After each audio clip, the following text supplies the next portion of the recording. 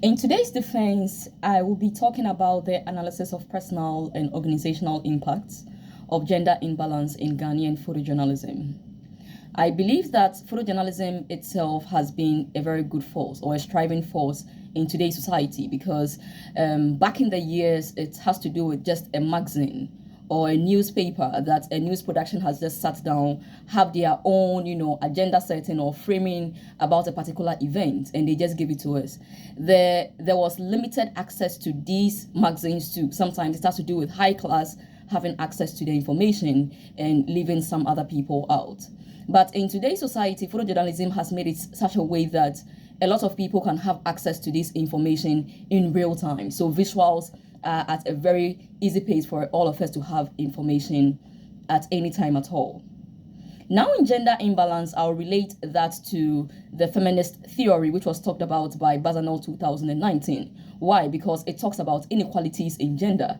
And first off, the issue in relation to Bazanel 2019 was in relation to feminist theory straddling through, social norms, culture, beliefs, and all those things, stereotypes, and all those things. So those are the areas that we'll be diving deeper on.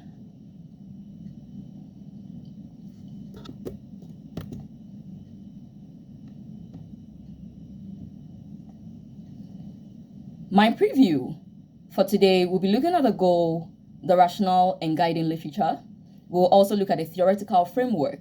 The research questions, I have two of them, and research methods, it's going to go through the IRB process and as well as the data collection process, the demographics, and as well as data analysis being the interpretation of the data and findings as well. The theoretical framework and the practical implications followed by the analytical evidence, and the penultimate one being the conclusion, and the last one, the references. So starting with a goal, of course, we are just not looking at, or we're not only looking at the specific obstacles that Ghanaian female photojournalists experience, but we're also looking at their general experiences, so their opportunities that they've had, and as well as how are these experiences impacting them as individuals and as well as the organization as a whole. Now heading to my rationale and guiding literature.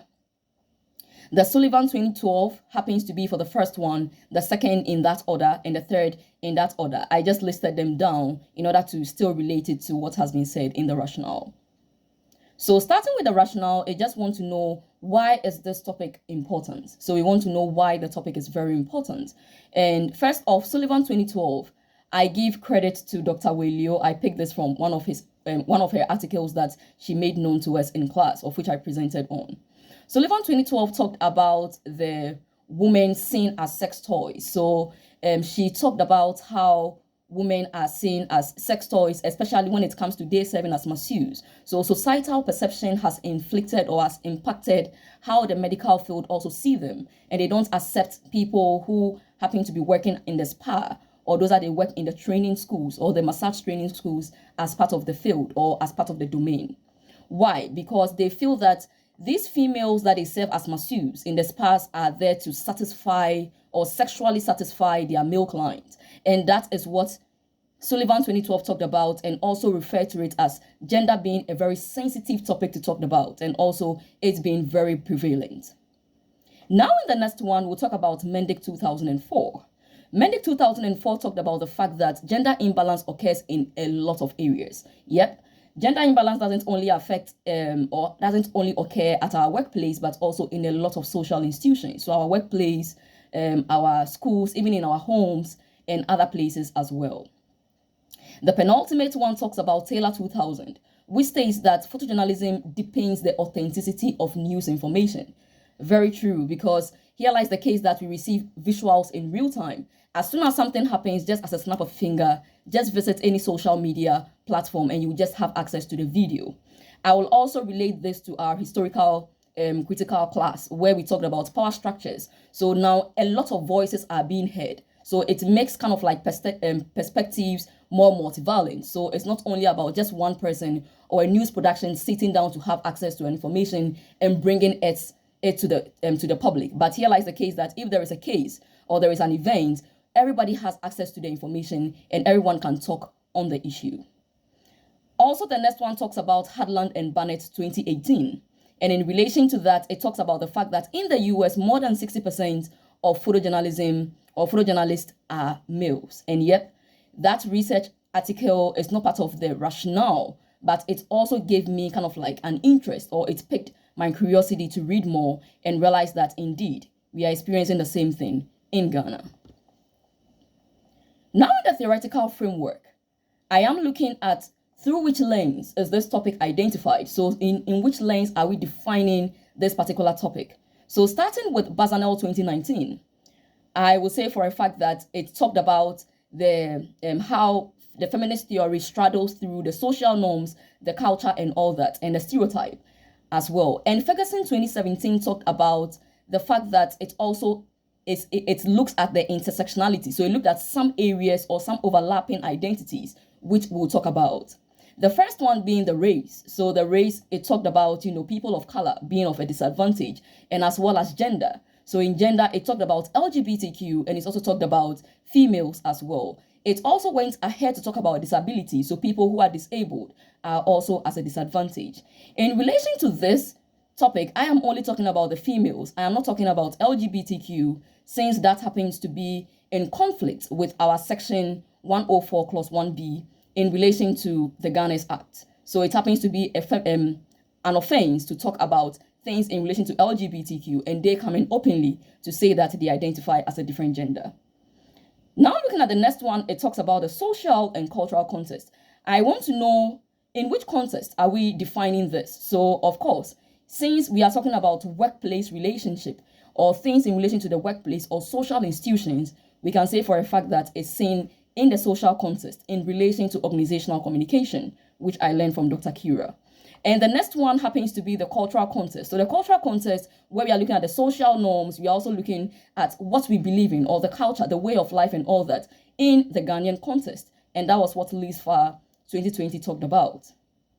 Now talking about the very last theory, which I got from Dr. Heloisa, where she made it known to us that she made it known to me that the hierarchy of influences is very important, because I am looking at the organizational impact and as well as the individual impact, which is very true, because the hierarchy of influence now explains that there are a lot of things that affect media content in general. So there are a lot of people that talk about social institutions, social, systems, and as well as even the media organizations themselves that also affect the media content. For example, in Ghana, we have this media organization that is affiliated to a particular political party.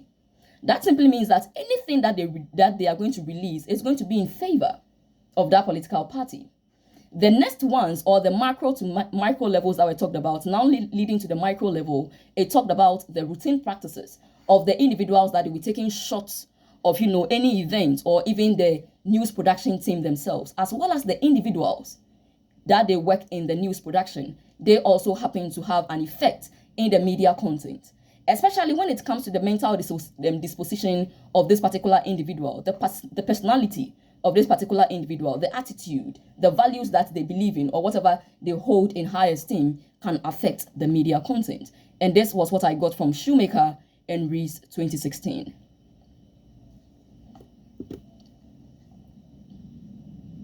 Now heading to my research questions, there are two research questions. The very first one talking about what are the unique challenges, the opportunities, the perspectives experienced by these female photojournalists in Ghana and, in the contemporary media landscape. And the second one talks about how does the gender imbalance in Ghanaian photojournalism impact the career advancement opportunities and workplace experiences of female photojournalists. And all what this is saying is that for the first research question, we are not only looking at, or we are not limiting it to just the obstacles or the challenges, but we are looking at it in general. Just tell us your experience. Tell us whatever you are experiencing at the workplace, and let us be able to tell, indeed, if it is actually hypothesizing what you've stated as a topic, as it's being gender imbalance. And now the research question for the second one talks about, now let us now analyze the personal impact, because if there is gender imbalance, it's not just going to affect the individual, it's also going to affect the media organization. So these are the things that we are looking at in relation to these two research questions. The research methods. I chose the second one, or I chose this very qualitative research method because it's very important. I listed it as second because most of the times people see quantitative to be, the very first one that people look at in terms of the numbers or identifying the large number of people in a particular research. But I feel that the quantitative part of it has already been done by Hadland and Burnett, where they talked about the 60% of people experiencing gender imbalance in that particular department being the photojournalist or the photojournalism department. So I went ahead to look at the qualitative research method in order to now look at the subjectivity, the opinions of these female photojournalists. Let us now get to know that in terms of their opinion, in relation, there was a question that I asked them, which has to do with they letting us know whether photojournalism should be a job for only men. And in relation to that, I was able to get a lot of opinions or a lot of perspective coming from different ends and all. So aside we considering that, also eliciting the emotional responses from these female photojournalists. So here lies the case that I was able to get, even though this wasn't a personal or an in-person interview, I was able to get, the vocal varieties being used to determine that whatever is being said is true or not. Now the next one happens to be the personal narratives. And that was where I would say that indeed I used a semi-structured interview, because for the fact that there were some part that I was asking them, hey, can you just probe further? Can you tell us more about what you are asking? About what you are telling us. So if I should ask a question like, in relation to their opportunities or in relation to their experiences, asking a question like that, someone can just go ahead and just say something like, yes, I'm experiencing gender imbalance. But yeah, if you're experiencing gender imbalance, tell us more. It can be a personal narrative, so it can be an account of something. So that was where I was able to use the Beck Pentad. And the Beck Pentad, I referenced that to Beck 1968 or Kenneth Beck 1968 in reference to talking about some 5 elements that guide these personal narratives. So if someone is saying that they are having sexual harassment or they are sexually harassed in the workplace, who is sexually harassing you? If it is someone who is your work colleague, then fine. But if it is someone who happens to be of higher standard, or someone who is your superior, then that simply means that there may be an ultimatum. And the ultimatum will be that if the person is telling you that, come and let's have something or have our sexual affairs and all that, then after that, I give you that higher position that you are requesting for, then that happens to be a very big problem. So that was the reason this was very important to look at. In relation to the Beck Pentad, it's looked at, areas like the act, the agency, agents, scene, and as well as the purpose. Now looking at my data collection. Yep, it's very important to look at the review board that I went through, or the IRB process that I went through with the Purdue board, with the help of Dr. Heloisa. And in relation to that, I was able to give them the recruitment email sample and also some other information or vital information that they are needing. They also wanted to know, how am I going to protect these participants? And we made it known to them that we are going to use pseudonyms. Neither are we also going to mention the name of these media organizations. We are not going to mention their names. And also, we also ensure that we use pseudonyms to make sure that we protect these participants. Moreover, after we are done to, of course, we need to destroy the data or the information that we've received from these participants, of which that will be done. Now, the next one happens to be the sampling. The sampling, I can say for a fact that I used 95% of snowballing sampling because of the first person that I got. I went to Ghana in December and the main aim was to get married, but also simultaneously to do what I need to do because I don't know when I'll be going back to Ghana again. So because of that, I had to, stay in touch with them. But because I hadn't gone through the IRB process, I was like, then let me just go ahead and just take information, their contact information. Then later on, I go ahead and, ask them what I need to do after the IRB process has gone through successfully. So later on, I contacted this person. So that's the reason I can say that that's a purposive sampling, because I was able to get the categories of this person or getting to know the information that, this person is above 18. And of course, this person happens to be someone that I can interview based on what I have stated as the requirement for the interview.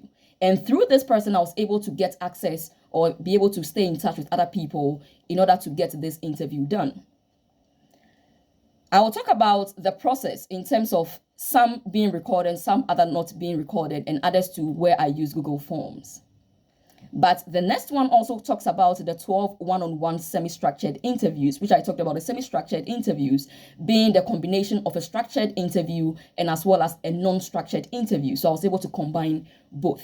It was a one-on-one session which I had with people. Some were able to spend a lot of time with me, more than 30 minutes. Others to spend less than 30 minutes, depending on the time that they have. And they all happen to be what? Of course, Ghanaian female photojournalists. I've talked about the duration too already, of which I spent 20 to 40 minutes each with these people.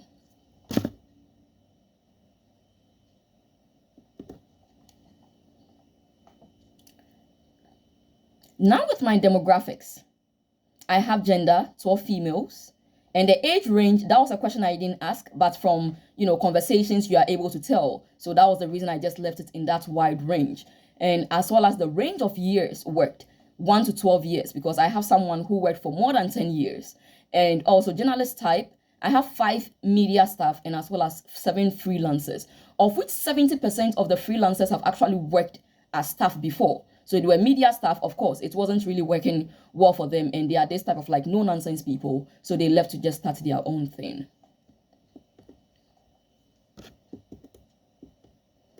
Now looking at the data collection process, I interviewed them. So it was interviews that I used. And interviews is I feel interviews are very important because that's actually kind of like broaden my horizon. Also to get in-depth information about these people, lived experiences. And lived experiences, I can relate that to the phenomenological approach in relation to getting to know their lived experiences, but only in relation to workplace and not any other thing, or not any other thing in relation to their personal lives. And also that also helped me to also get to know the perceptions of these female photojournalists. Now I'm back to where I was talking about that. I'll talk about how the interviews were collected. Some were recorded, some were not recorded, and others to Google Forms. The reason being that for the non-recorded interviews, some believe that you may get the information all right, but their voice is being recorded. So what if it's being used against them? Of which I made it known to them that if they read the information, they'll see that, of course, there is nothing like that of we using that against them, and we'll try our best to protect them. But for their own, personal instincts, they just made it known to me that there is no need for it to be recorded. If there is any other way of me using or finding ways to transcribe or making meaning out of what they've said, that is fine. I was like, that's okay. For the Google Forms, I got 3 people. They weren't really having enough time. So that's the reason. So when I say online interviews, I look at the Zoom call that I had with people and as well as those that they filled on Google. And with this information or the recorded interviews, I was able to seek the consent of these participants.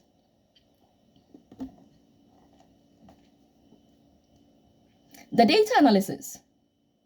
The data analysis, I analyze this information by, getting them into themes. So that's the thematic analysis. And according to Creswell and Porth 2018, and that was also a book that we use in qualitative research, that actually helped me. That analysis actually helped me to, identify the importance of these themes. And first of all, I'll talk about the steps that were used. Of course, you need to familiarize yourself with the data so that you get to know how you put them into those categories or those broad patterns. Excuse me. In relation to those broad patterns that I'm talking about, it has to do with maybe when you just pick a particular question, let's say talking about their experiences, you are able to get P1 to P12, get everything listed out so that it will also help you in familiarizing yourself, to also help you to also review them effectively and also help you with the naming of the themes. And that was what I did in relation to that. Now talking about the naming of the themes, it was very important because I realized that if someone should say that they are being harassed, it may either be that they are sexually harassed or maybe physically harassed or anything. So leaving a theme like harassment should help me get those things categorized, like sexual harassment, maybe verbal harassment or physical harassment or the likes. Now looking at the transcription, of course, the ones that were recorded, they were transcribed asynchronously. But the ones that they weren't recorded, or the ones that they made it known to me that, hey, don't go ahead and record. I was like, okay, fine. But those ones were transcribed synchronously. The help was from the word dictation icon. So you realize that on Microsoft Word, it has some dictation icon somewhere. So that was what was helping me to transcribe synchronously, so in real time. And for the asynchronous transcription, I used the Descript transcription tool, which made it very effective. Now the Google Forms, of course, that one has already been transcribed or is already in Word, so there wasn't any need to do anything further on that. Now looking at my findings, I'm looking at the fact that the research questions and also the results helping you to get findings and as well as the analytical evidence. So first off, I've talked about the research question 1, talking about the experiences or the general experiences of these female photojournalists or the Ghanaian female photojournalists, and as well as the research question where it is helping us to also analyze the experiences of these female photojournalists impacting their individual lives and as well as the media organization. Oh, there it is. Okay. Now, about the themes that I was talking about. So the themes for RQ1, which is research question 1, I looked at gender bias. I looked at lack of representation. So lack of representation, I'm talking about leadership roles. So one lady or one case that I recorded made it known to me that, of course, if they should have, some women in leadership and all that, it will serve as, a role model phase for them to also catch up and also emulate those behavior of these leaders. But they don't even have any at all. The same way for discrimination, where some people are given preferential treatment, even though they also happen to be females. And this case gave me kind of like an insight that it may either be that these people have actually had their way, or the superiors have had their way with these females, or she also made it known to me that, or these people, because they have been brought up by the politicians, so the politicians actually have their own people coming in to kind of like influence the people that they are being appointed to serve as female photojournalists. So that also happens to be a vital one that we talked about. Now with harassment, yes, harassment are recorded issue on sexual harassment, which will look deeper. For gender bias, good, I skipped gender bias. So for gender bias, there was a case of, I should have placed them here, but there was a case of the work being overlooked. So a female and a male going to site to work on a particular project. And here lies the case that when the female comes back from wherever she's from or whichever center she went to visit, her work is being overlooked and she's being told to give that work to her male counterpart to review the work. Meanwhile, this is someone that the person happens to be her colleague at the workplace, and which is not a fair one. Now the negative case analysis. Yep, is very important because I got someone, the reason I am calling the negative case analysis is because it has nothing to do with gender imbalance, but it is also a problem that needs to be looked into. So that was what the negative case analysis was in relation to. And that was the code that I gave here, or the case that I listed here, saying that P8 saying that, P I mean participant, P8 saying that honestly, I'm not discriminated in any sense at the workplace, but we all, including the males, have a general concern which we have told management. We are rather displeased with the compensation for the services we provide to the organization. So this happens to be an experience or a challenge, but it has nothing to do with gender imbalance. So that's the reason I recorded that as a negative case analysis, which I got 1 out of the 12 cases.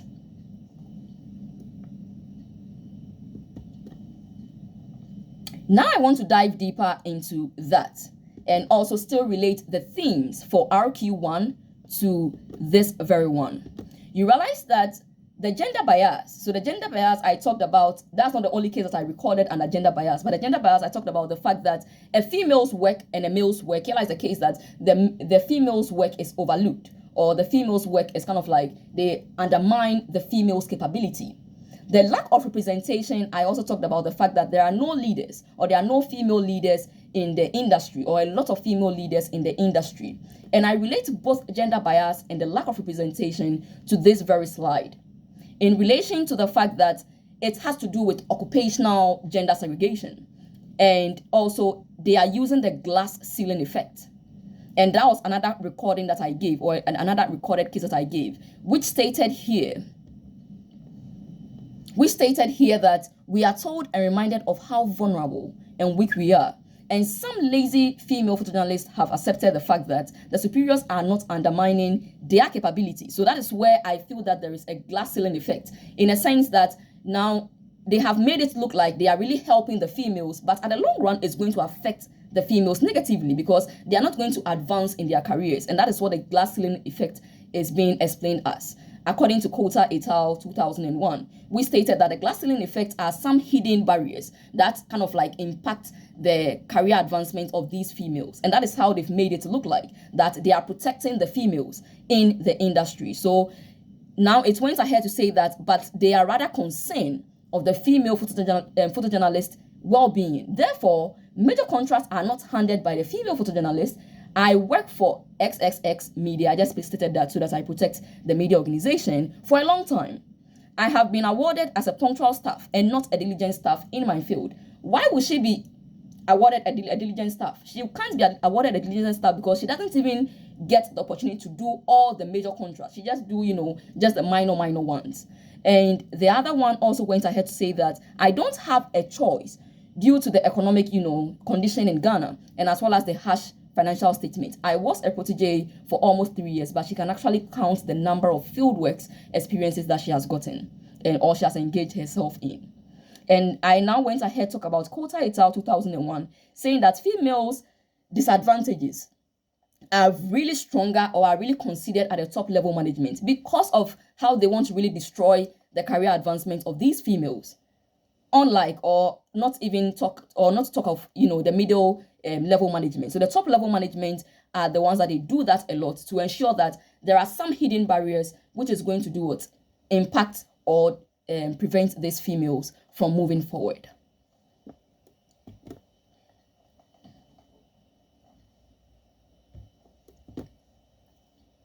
Now, the second one, which is the quid pro quo dynamism, that one I am relating it to the third and the fourth one because it's talking about discrimination. And discrimination, this case that was recorded under discrimination states for the fact that the discrimination being for the fact that there are potential or kind of like political parties bringing their own people or their potential, sex workers, or I don't know how to put it, but kind of like they have some relationship or sexual relationship with people of, high status or the superior. So that's the reason they are given that opportunity to do field work.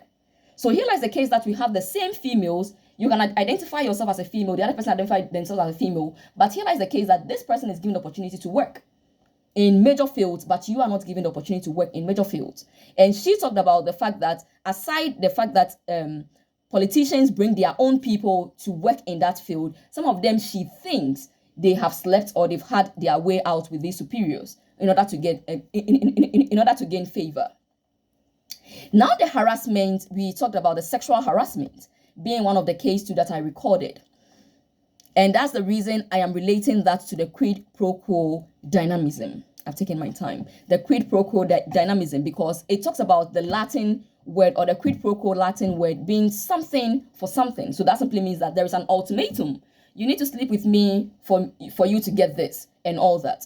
So this, I'll say that this case that I recorded, this lady actually swifted away very fast, or by chance, she wasn't able to, the man wasn't able to get his way out with this particular lady. First off, she just went ahead to say that he requested, there was another thing in relation to that, but I just cut that part. He requested to date me even though he's a married man. I was very disappointed. The long and short of it all was that I went for a leave, and upon my return, I heard he has traveled outside the country and won't be taking up his position. So that was how come she now got the opportunity to serve as that. So as his protege, I am privileged to be the current interim acting director, which I believe I will be a cause for a change in the affairs of women. So that was a case that I recorded. And I am linking this quid pro quo dynamism to the discrimination and as well as the harassment, because both I feel that it has something to do with, you need to give me something to gain the other thing. Now to my next, now to my next one, which is the research question 2. It states that the gender imbalance impact. So I am looking at the themes. I'm looking at 2 themes here: stress, and the other one being turnover. So the stress being the individual stress, and that has to do with the individual themselves working, and as well as the way it can also affect the organization. So there will be high turnover rate, which is also going to affect the organization in general. Now, starting with the studies. So I'm talking about Duffield 2016, which stated that studies have shown that female photojournalists are more likely to experience anxiety and depression due to the stress of working in a male-dominated industry. Here lies the case that you have been stressed. You already have a lot of stress with work because you are working in a male-dominated industry. Here lies the case that you also have to meet, deadlines and produce high quality of work, and you are not also paid well. That happens to be a very big issue, because if you are not, you are doing everything that you need to do and you're not also paid well, that can also cause a financial stress. So that I listed as the 2 things under stress, or the 2 things that I listed under stress as part of the impact or the individual impact. Now, the lack of elevation happens to also talk about the fact that promotion is a way to motivate workers to work effectively. That I got from Saber 2017.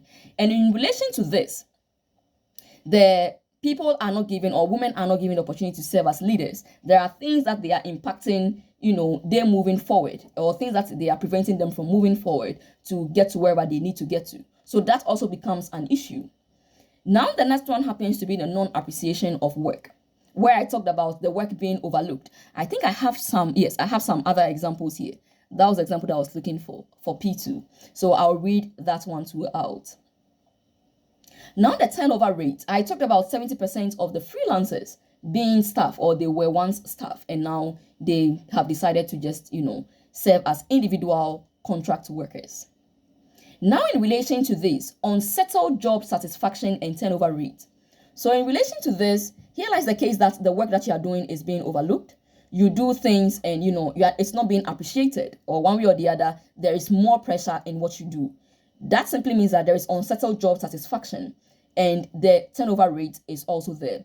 Monte 2012, I think there was a little error. Yeah, I'll correct that. Monte 2012 states that there is a positive relationship between unsettled job satisfaction and turnover rate, which simply means that the higher the unsettled job satisfaction, the higher the level of turnover. And also, Qureshi et al. 2013 talked about the fact that stress and turnover. So in relation to this, I believe that when someone is stressed, even Lepine 2022 talked about that. I think I did a research in that with Dr. Kira.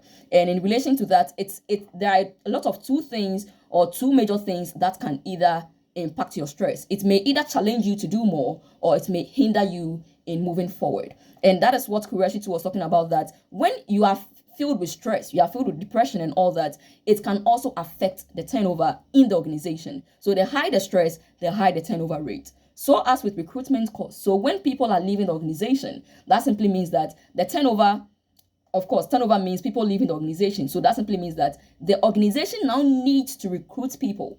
And that is also going to heighten their recruitment cost because of, maybe outsourcing or getting HR, individuals to recruit more people for that particular organization. I now went ahead to add, that was the case I was looking for, but I have it here. I now went ahead to add P2 and P4 cases, where I stated that P2 said that it affects my mental health, causing stress and anxiety as I navigate the male-dominated environment. And here lies the case that now this person's work is being overlooked, or her contributions are being overlooked, and that is very unfair. Now, the next one talks about P4, which says that a lack of female role models and leaders makes it difficult to envision a path for advancement within the industry. And that also happens to be another issue for this person.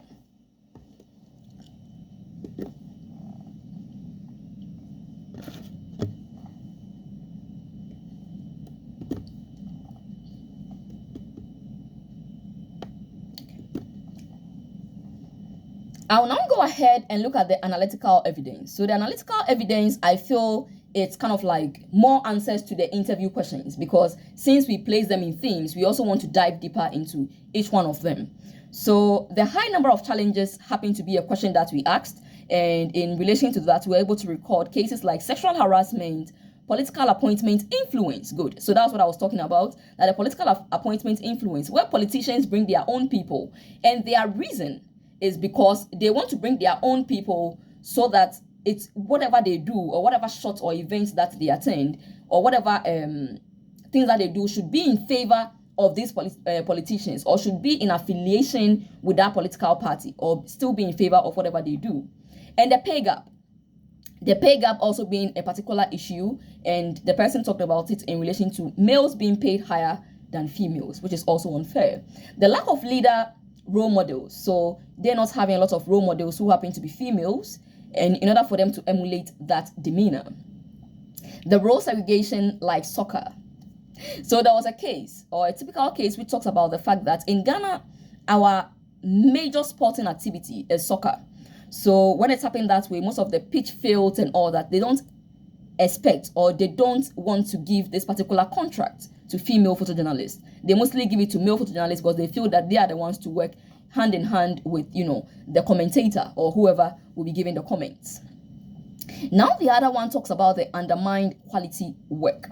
So that one's where I talked about it, where the person's work is overlooked and they feel that she doesn't really do much and she needs to step up her game. Now the limited access to opportunities. I now went ahead to talk about promotions. So people not being promoted also happens to be a lack of opportunity, and as well as leadership appointment and public figure shots, hence less connections with the celebrities.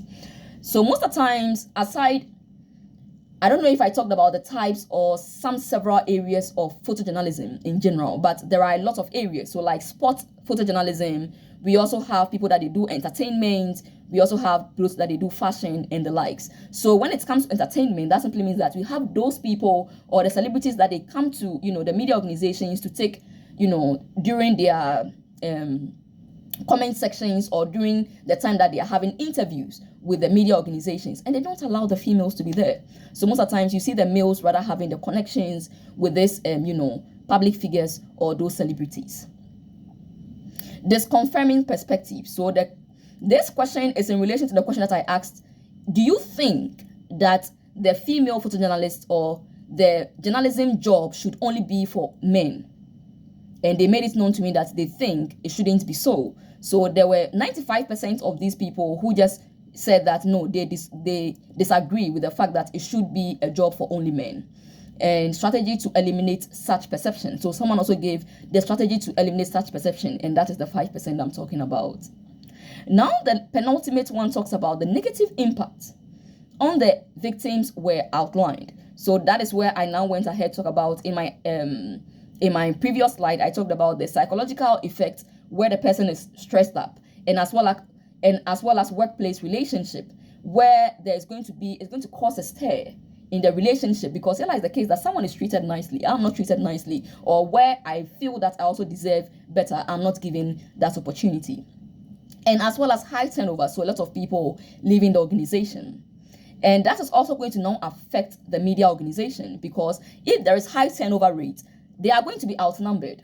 The staff are going to be outnumbered. So there's going to be an interim outnumbered staff, because it's going to be for just a short period of time, and now it will later be filled. But it is also going to affect productivity negatively. The recruitment cost is also going to be something that will be high, because they'll be looking at outsourcing and the likes, and as well as reputation damage. So where they keep on, people keep on leaving the organization, and it's also going to affect their reputation, because people are not going to say a lot of good things about that organization.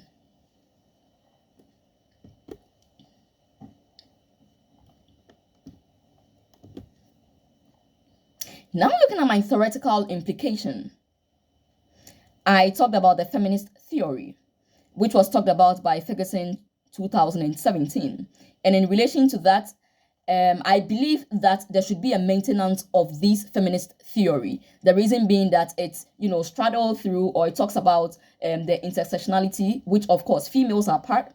Apart from that, so it also talked about hegemony and also the fact that it is through the patriarchal system, and even for the fact that some males abuse the power being given to them, because patriarchal system gives men the power. And here lies the case that some of them even abuse the power being given to them, or they feel they have too much power, which is termed as hegemony.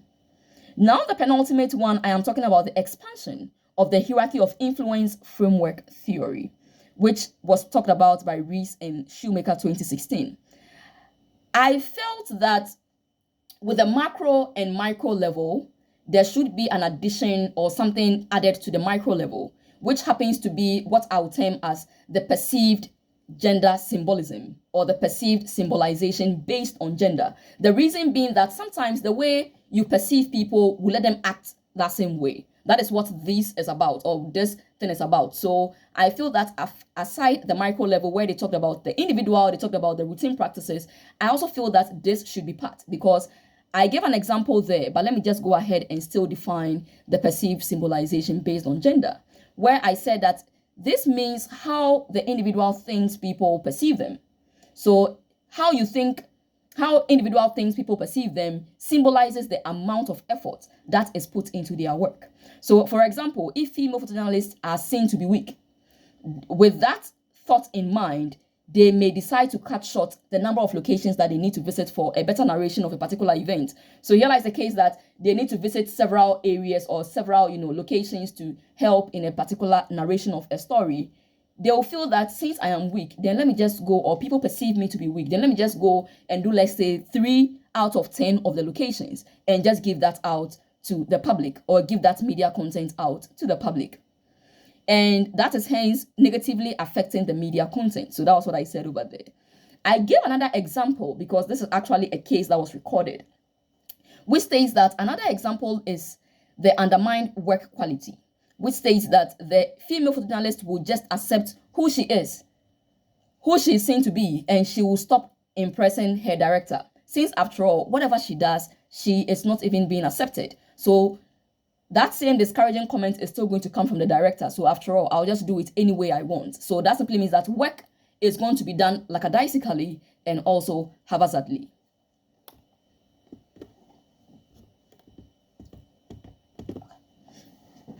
The practical implications. I believe that this is very important because it helps us to, not necessarily like solve the problem at hand, but give a solution to the case at hand. So the media directors must help in taking, holistic approach to support these female photojournalists in the media industry. And the way they should support them, I talked about resources being provided to make sure that everybody gets some of the resources, because there was one case that I recorded where the person talked about the drones. So the drones are being given to only the males because they feel that they are the ones to, I don't know, that maybe take good care of it or use it effectively. And as well as access to opportunities. So access to opportunities also in a sense that when there are opportunities, they should also include these females. The supportive environment that eliminates societal perception of photojournalism being a job only for men. So there should be a way to, instill knowledge into society and ensure that these things are eliminated. This perception of, this particular job should be for men and this particular job should be for females should be eliminated. And the very last one I talked about, the decision makers. So the Ghanaian media organizations, decision makers can reshape journalism into a more inclusive and representative practice, ultimately fostering a more balanced and well-informed public narrative. In relation to the decision makers, I am talking about HR personnel, so human resource personnel. I'm talking about, the association. So we have GJA in Ghana, Ghana Journalism Association, and we also have GIBA, which talks about the Independent Business Association. So that still talk about, those that they happen to be freelancers and all that. The government is also another macro system that we are looking at. Now, in conclusion, I want to say that the photojournalism sector is fundamentally shaped by deep-rooted cultural and systemic biases. So there are some systemic biases that I feel that there should be a way to, eliminate them. And that is actually limiting the professional growth of women. The second one talks about the lack of female representation and equity in Ghanaian photojournalism means that women's like our perspectives, especially in visual story, remain underrepresented, and more should be looked into to ensure that this is being taken care of. A branch of a journalism is not handed or is not handled properly so far as EEO is concerned.